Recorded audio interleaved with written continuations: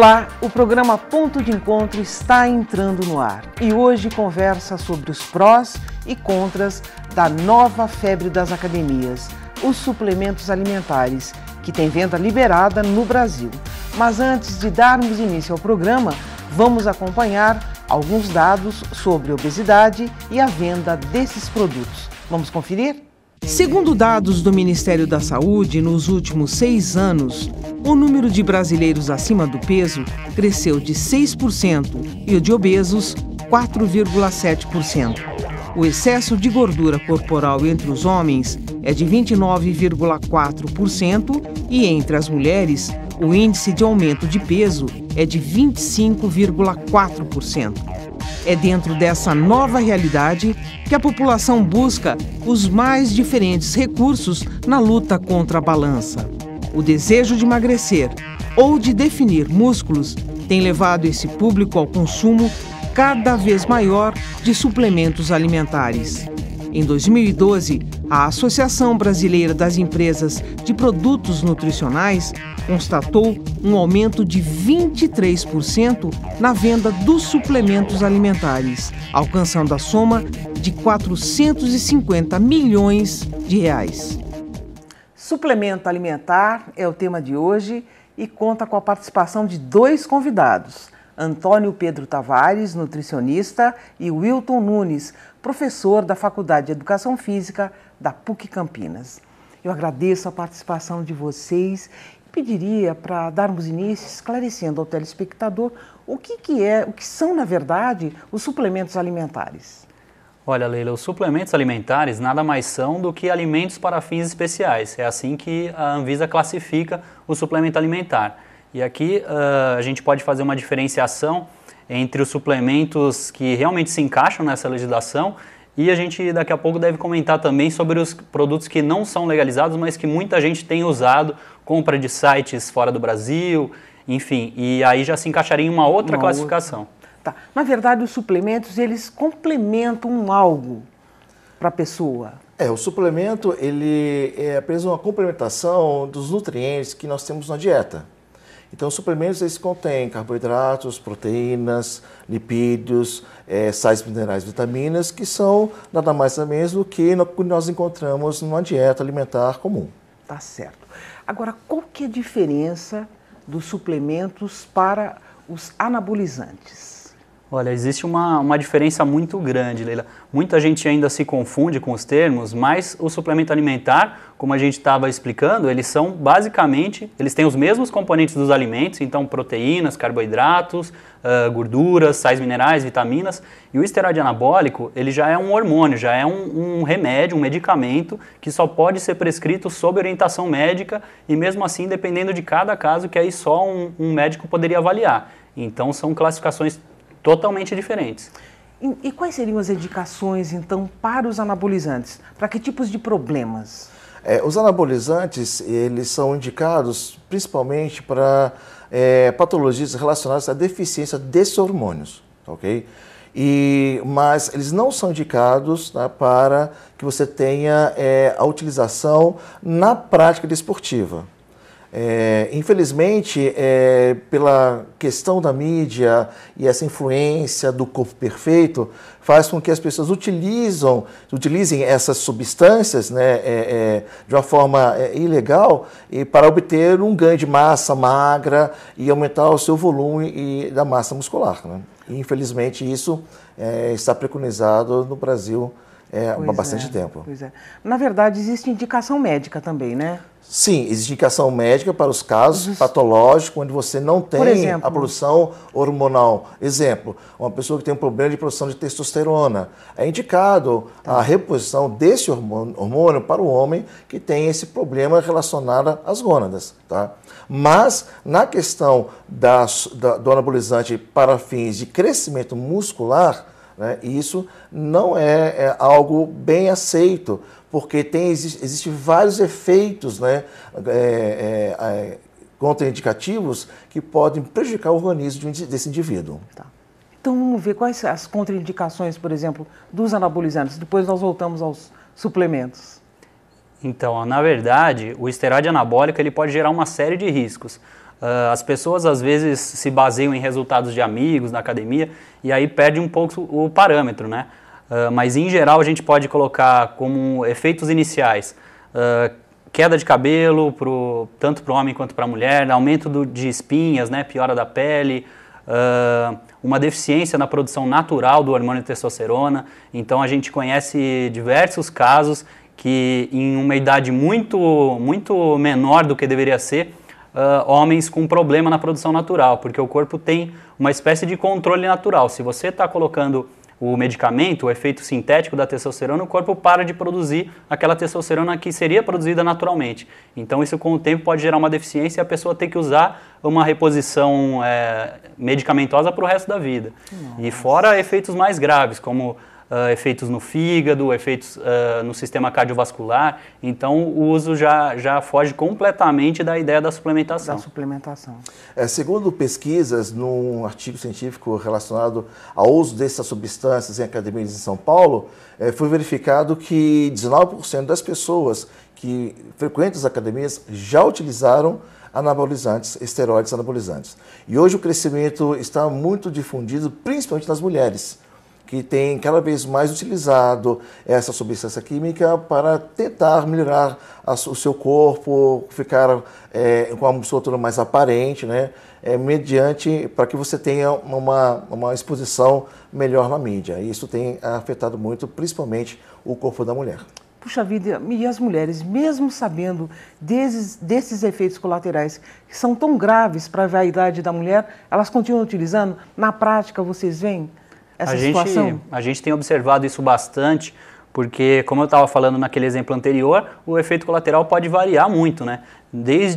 Dependendo do próprio organismo da pessoa, tem pessoas que com doses menores já vão ter algum tipo de efeito colateral, outras, mesmo tomando mais, não vão ter. Então, o organismo humano não dá para você ser taxativo, então o risco existe. E aí a pessoa tende a achar que nunca vai acontecer com ela. Tem aquele outro agravante, quando a coisa se torna patológica, a gente vê um exemplo parecido com a anorexia. A mulher se olha no espelho e nunca está satisfeita com o resultado. Ela sempre vai achar que está com uma musculatura pequena e vai fazer o que tiver ao alcance dela para poder melhorar. E às vezes não enxergando esses riscos. Tá. É um fenômeno mundial a utilização dos esteroides anabolizantes? Ou é uma cultura mais brasileira? Eu creio que é um fenômeno mundial. Não é só uma cultura brasileira, mas é um fenômeno mundial. A questão do culto ao corpo, isso é uma questão mundial. Você priorizar a questão externa do que a questão interna. Acho que talvez, especificamente essa parte das mulheres que a gente comentou agora, é um fenômeno um pouco mais brasileiro. Sim. Mas o uso do esteroide anabólico em si, eu também acredito que seja mundial. Tá certo. E a mulher brasileira é que está mais aderindo, então, por causa da exposição na mídia, né? Exatamente. Agora, os suplementos alimentares, quais são as indicações? Eu não consigo entender a utilização do suplemento para as pessoas que fazem uma academia de forma normal, de 3 a 4 vezes por semana. Olha, Leila, eu acabo utilizando a prescrição de alguns suplementos alimentares por algumas questões até práticas. Como as pessoas hoje em dia têm uma rotina geralmente muito corrida, tem poucos horários às vezes para se alimentar de uma maneira que seria o ideal, porque é sempre importante a gente dizer que o suplemento, por melhor que seja, ele nunca vai substituir 100% o alimento, mas em muitos casos, pensando na viabilidade da dieta habitual, a gente prescreve a suplementação, por exemplo, uma suplementação proteica, porque aí você, às vezes, com um shake, você evita de colocar ali um carboidrato que seria mais nocivo, principalmente um carboidrato de absorção mais rápida. Exemplos, pão, um pão de queijo que a pessoa comeria ali. Então você evita de colocar um alimento que até em termos de saúde seria mais complicado em médio e longo prazo para a pessoa, e você troca por um suplemento proteico que vai ter um estímulo insulínico menor. Então, em longo prazo, ajuda a prevenir, por exemplo, o desenvolvimento de um diabetes, que a gente também tem visto uma prevalência enorme no Brasil e crescente. Então você às vezes faz esse tipo de adequação. E de qualquer forma, mesmo para quem não tem um objetivo ou de performance muito elevado ou mesmo estético, às vezes é interessante, pelo menos por um período, você utilizar a suplementação como uma forma de até motivar mais aquele indivíduo com relação ao resultado, porque o que a gente mais percebe nas academias de desistência da prática da atividade física é a demora em perceber uma mudança no seu corpo. Então, às vezes em épocas específicas, eu acredito que vale até a pena você usar o suplemento como uma forma de acelerar um pouquinho o resultado, mas sempre com essa noção que o suplemento não vai substituir o alimento e por orientação de um profissional especializado. Nunca tomar por conta de alguém da academia que indicou, de um amigo que tomou e relata algum benefício. Né? A gente tem que pensar no suplemento como a gente pensa o alimento, precisa de uma orientação.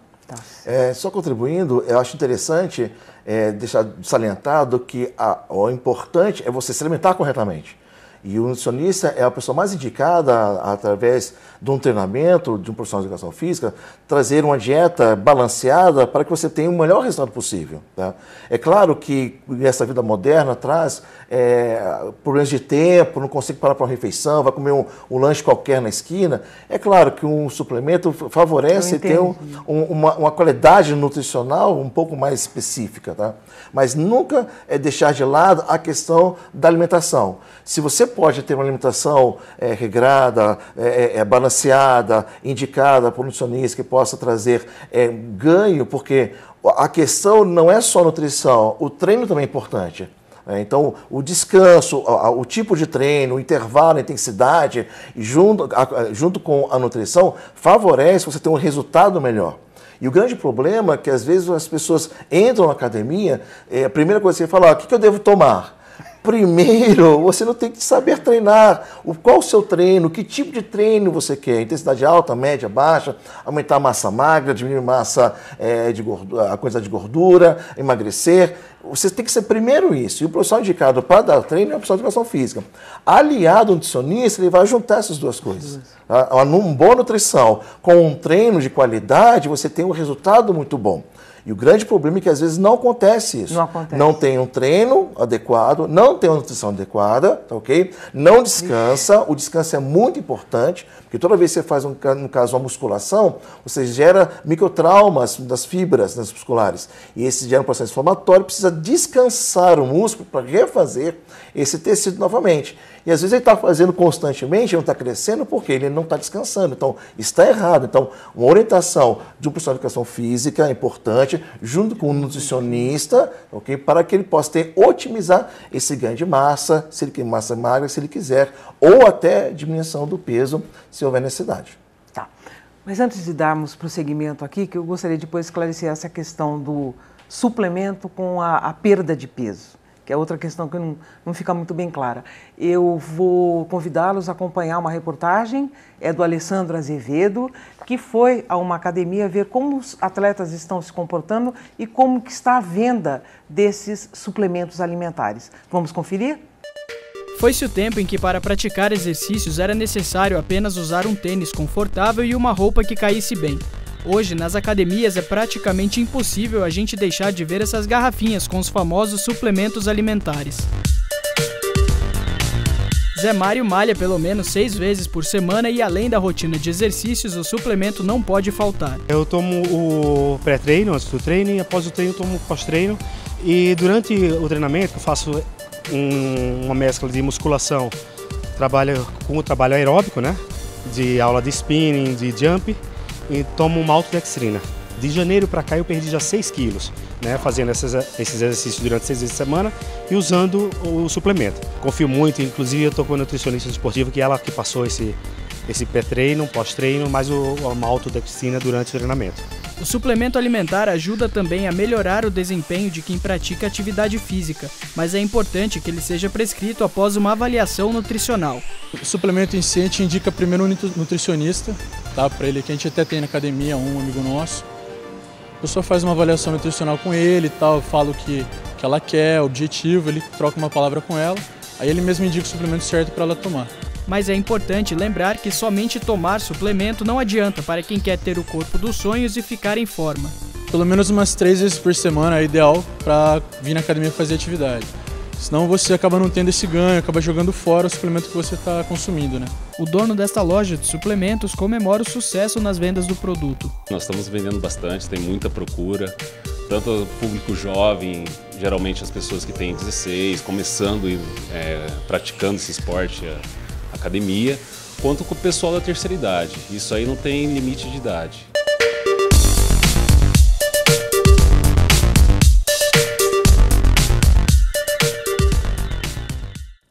Está comprovado mesmo, o uso indiscriminado. Agora, a minha pergunta, o que o desempenho tem a ver com o suplemento alimentar? É isso que eu não entendi também. Então, existem alguns suplementos específicos, como esse que o rapaz citou na reportagem, que são chamados de pré-treino. Esse tipo de suplemento é o principal que as pessoas têm usado para melhorar a performance. Mas, a performance de maior rendimento? Isso, pode ser um pouco mais de força para levantar peso, pode ser um pouco mais de velocidade no treino de corrida, performance de uma maneira geral. Mas a gente precisa tomar um pouquinho de cuidado, porque tem muita gente tomando esse tipo de suplemento sem indicação. E muitas vezes suplementos que não são permitidos no Brasil. Os componentes desses pré-treinos, a Anvisa limita um pouquinho, e suplementos que se enquadram nessa classificação de pré-treino vendidos lá fora são um pouco diferentes. Alguns têm substâncias mais complicadas. Então eu já atendi pacientes tomando 4 vezes a dose indicada para poder ter aquela performance que ele tinha no início, porque o corpo vai se acostumando àquela substância. Algumas, felizmente, hoje em dia nem nos Estados Unidos mais eles estão permitindo, mas algumas substâncias eram próximas a anfetaminas, então já mudaria aquela classificação que a gente estava dizendo anteriormente. Então é preciso tomar um pouquinho de cuidado. Outra questão, suplemento com emagrecimento. Qual a relação?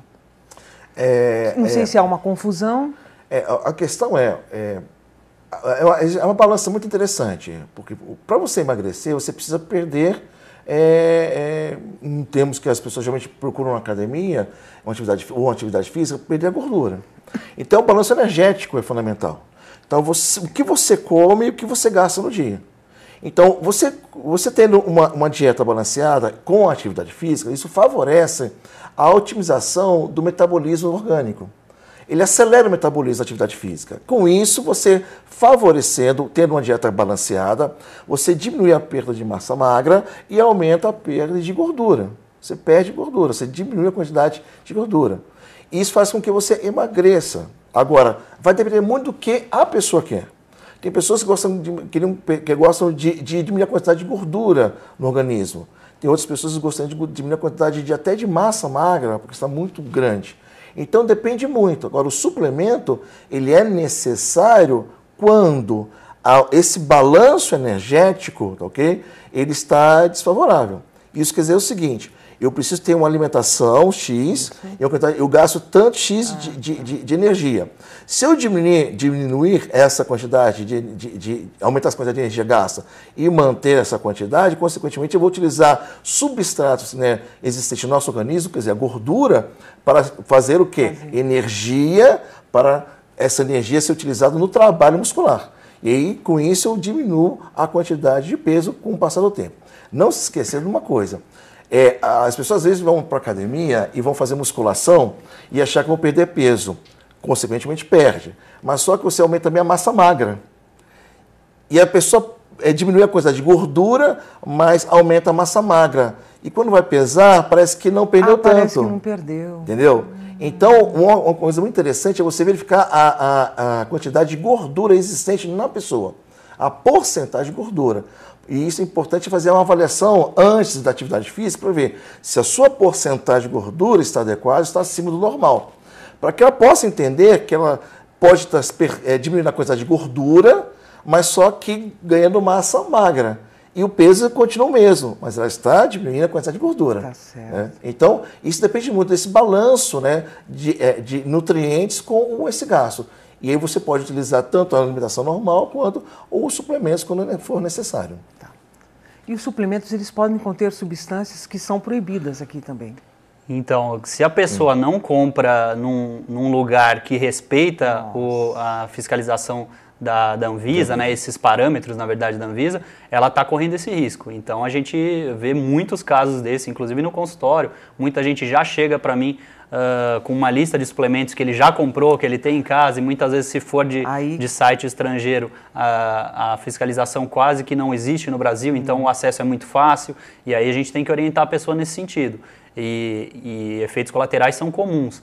Desde enjoo, taquicardia, até coisas um pouco mais complicadas, como você vai fazer um exame de enzimas hepáticas e o fígado está afetado por um consumo excessivo daquela suplementação. Então, precisa de orientação.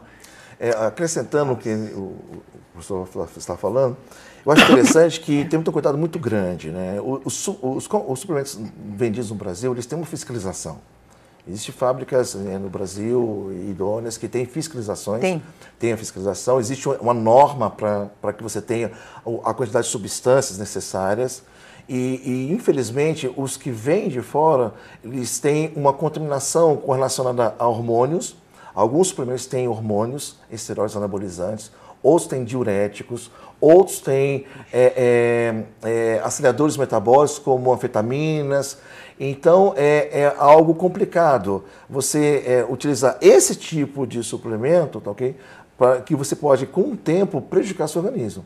Então, tem um cuidado muito grande, não é qualquer suplemento que deve ser usado. Segundo a reportagem na Folha de São Paulo, há algum tempo atrás, saiu uma reportagem falando que 30% dos suplementos no Brasil estavam contaminados com substâncias que são proibidas. Então, tem que ter um cuidado muito grande com relação à compra desse tipo de produto, principalmente em lojas que são idôneas e, principalmente, os nacionais, eles têm uma norma de produção que favorece uma maior fiscalização e aí você tem uma qualidade um pouco melhor no meu entendimento. Dos nacionais. Exatamente. Porque, Antônio, a gente acha que por ser de ervas ou, né, que é inócuos, que são substâncias inócuas. Muita gente se engana com a suplementação com esse argumento. Ah, mas é natural, vem de ervas, não é medicamento. Não, essa classificação de natural é um pouquinho complicado. Então, a gente já tem registrado, inclusive em estudos científicos, intoxicação hepática, ou seja, danos ao fígado por um consumo desse tipo de substância. Então, inclusive, essa questão de indicação de marcas é função do nutricionista auxiliar o paciente. Geralmente, o nutricionista que tiver uma experiência já maior nessa parte esportiva, ele vai saber orientar em relação a marcas. O Conselho Regional de Nutrição, ele recomenda que o nutricionista prescreva pelo menos 3 marcas diferentes para o paciente poder ter opção de escolha e, ao mesmo tempo, não cair nessa pegadinha, digamos assim, de usar um suplemento que não tem as normas seguidas pela Anvisa. Né? Isso que eu não perguntei, os suplementos eles podem se apresentar em todas essas formas? Isso, você tem suplementos na forma de pós, né, na forma de líquidos, tablets, gel, geralmente são carboidratos, aminoácidos, tá, ok? Principalmente esses dois que são mais utilizados, né? E algumas vitaminas e principalmente aqueles famosos BCAAs, né, que são o aminoácido cadeia ramificada, né, que o pessoal usa bastante nas academias. Aí não faz diferença, né, Antônio? Não faz não, né? Não, aí pode ser... aí vai depender um pouco da indicação. Por exemplo, um outro suplemento muito utilizado, que é um aminoácido isolado que é chamado de glutamina. Existe glutamina em cápsula, em pó, em tablete, e aí muitas vezes, pelo tamanho da porção que o nutricionista vai indicar, uma forma fica praticamente inviável e aí você tem que priorizar outra forma. Nesse exemplo da glutamina, a gente costuma utilizar de 5 a 10 gramas dia. Isso em cápsula daria uma quantidade absurda, 10 a 20 cápsulas. Então, nisso o nutricionista também tem que orientar caso a caso. Tá. E o prejuízo, dá para destacar se é pior na adolescência, na fase adulta ou na terceira idade, desses suplementos das pessoas que não procuraram orientação médica, orientação de um nutricionista? Não existe necessariamente uma idade, né, que seria pior.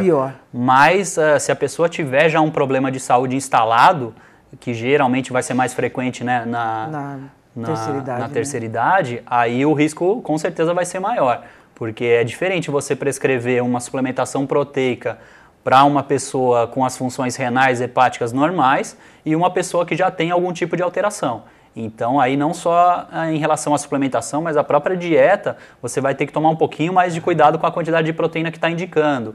Fora que na terceira idade a ingestão proteica tem que ser um pouquinho mais baixa para evitar a excreção de cálcio. Tem uma relação de ingestão proteica com eliminação do cálcio, que muitas vezes já está deficiente. Então o nutricionista tem que tomar cuidado com essa questão também, né? Então nesse sentido a terceira idade seria um pouco mais complicado. Tá. É recomendável até que você tenha o uso de suplementos, quando houver necessidade, na idade adulta, né? Para que não esteja comprometimento no desenvolvimento de uma criança, um adolescente, né? Então é importante até na idade um pouco adulta ou completa o crescimento, para que não tenha nenhum comprometimento com relação às funções do nosso organismo, né? Isso é importante. Para a gente poder encerrar, a gente descobriu aqui que não existe milagre, né? Fórmula milagrosa. Que recomendações, de forma breve, vocês poderiam deixar para o telespectador? Olha, eu acho que a principal mensagem, a mensagem mais importante que a gente pode deixar é que a área da suplementação avançou muito no Brasil nos últimos anos. Não é à toa que ela cresceu tanto como a gente viu na reportagem, mas é preciso realmente ter uma orientação. Existem dezenas de marcas diferentes, dezenas de produtos diferentes, e a principal mensagem que eu queria deixar é: não encarem a suplementação como a gente encara medicamento. O suplemento, como eu falei no início, ele é um alimento para um fim especial, então ele deve fazer parte do cálculo da dieta como um todo. Do mesmo jeito que você vai calcular a proteína do filé de frango do almoço, você vai calcular a proteína da suplementação de whey protein, por exemplo, no pós-exercício. Então, é necessário uma orientação de um profissional específico que trabalhe com essa parte esportiva, né? Um nutricionista que trabalhe com essa parte esportiva. Não adianta você isolar fatores, então na parte do treino é a mesma coisa, você precisa ser bem orientado por um profissional da educação física, a gente precisa ter os fatores alinhados, caminhando juntos para que a pessoa não se decepcione, tenha um resultado significativo e isso a motive para manter a atividade física, para manter uma dieta saudável, não só por um mês ou dois, mas para ela levar para a vida dela, né? Adquirir hábitos saudáveis em relação à atividade física, dieta, e a gente não pode esquecer também da parte do descanso, como o Wilton comentou agora há pouco, é fundamental. Finalizando, eu acho interessante você verificar que realmente o que o professor falou é interessante. A suplementação ele está presente, é importante, mas você tem que ter um equilíbrio em tudo que você faz. Tá? Um treino bem feito, uma alimentação equilibrada, se houver necessidade de uma suplementação através de shakes ou líquidos ou pós, mas o importante é você ter equilíbrio naquilo que você faz. Tá? Não existe milagre. Se você quiser crescer uma massa magra em pouco tempo, não existe milagre. É um projeto de vida, tá ok? Isso pode demorar um certo tempo, mas o que é importante é não se deixar seduzir pela mídia, pelo que se apresenta, mas se informar com os profissionais que são gabaritados para isso, como nutricionista, ok, na parte da alimentação, e na parte do treino, um professor de educação física. Essas são as principais pessoas que são indicadas para ajudar o indivíduo a alcançar os seus objetivos, ou no emagrecimento, ou no aumento da massa magra, para ter o principal, que é saúde e qualidade de vida no futuro. Tá certo.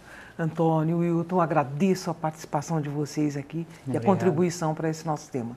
Obrigada mesmo. Obrigado. Muito obrigado. Muito obrigado. E o programa fica por aqui. Até o nosso próximo encontro. Até lá!